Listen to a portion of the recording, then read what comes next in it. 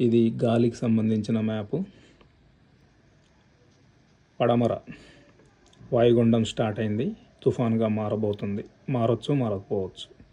ఇది ఇటు ఆల్రెడీ మారిన తుఫానికి, మెంతా తుఫానికి బలాన్ని ఇస్తుంది. ఇది కొన్ని గంటల్లో తీరం దాటబోతుంది. సో ఇలా తిరుగుతూ తిరుగుతూ తిరుగుతూ తీరాన్ని దాటుతుంది. ఆ పక్కనున్న అటువైపున్న ఈ వాయుగుండం వల్ల దీనికి బలం చేకూరుతుందని అంటున్నారు. అంటే నెమ్మదిగా నెమ్మదిగా నెమ్మదిగా వస్తే అంత బలంగా కొడుతుందని అర్థం. వేగంగా వచ్చే తుఫాన్కి బలం తక్కువ, నెమ్మదిగా వచ్చే తుఫాన్కి బలం ఎక్కువ. సో ఇప్పుడు మనం దీన్ని కొంచెం జూమ్ చేసుకొని చూద్దాం.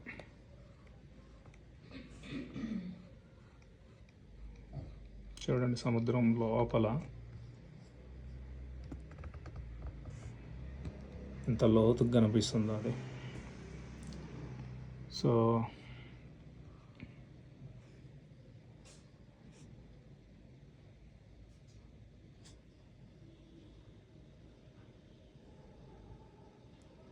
కాకినాడకి కొంచెం ముందుకుంది. అది నెమ్మదిగా తీరం దాటేటప్పుడు కాకినాడకి ఈ పక్కకే కొట్టచ్చు, ఇక్కడ కొట్టచ్చు, ఈ మూల మీద. యజ్ఞాలు చేసుకొని ఈ ప్రమాదం నుంచి తప్పించుకోవచ్చు. కానీ యజ్ఞాలు చేసేవాళ్ళు ఎంతమంది? అందరూ తలా 5 రూపాయలు వేసుకుంటే భూమి మీద ఉన్నవాళ్ళు, భూమి మీద అంటే ఒక రాష్ట్రంలో ఉండేవాళ్ళు, ప్రభుత్వమే వాళ్ళ పేర్ల మీద ఒక 5 రూపాయలు ఖర్చు పెట్టుకొని యజ్ఞాలు చేస్తే యజ్ఞధూళి మొత్తం ఈ గోడల్లోకి చేరి, ఈ మొత్తం గోడల్లో చేరి ఇక్కడున్న వాయు కణాలతో అది ఢీ కొట్టి ఆ మెరుపులు రప్పించి ఈ యొక్క తుఫాను ప్రభావాన్ని పూర్తిగా తగ్గించి ఈ భూమి మీదకి రాకుండా సముద్రంలోనే ముంచేస్తుంది. సో ఇక్కడ ఈ తుఫాన్ అంటే, ఈ క్లైమేట్ అంటే దాని అర్థం ఏంటంటే దీంట్లో ఉన్న కణాలు, నైట్రోజన్, నైట్రాక్సైడ్ అట్లాంటి కణాలు అనమాట. వాటి మీదకి యజ్ఞధూళి వెళ్ళినప్పుడు అవన్నీ బ్లాస్ట్ అవుతాయి మెరుపుల వల్ల, అవి అక్కడనే కూలిపోద్ది అనమాట. అది యజ్ఞం మనకి చెప్పింది.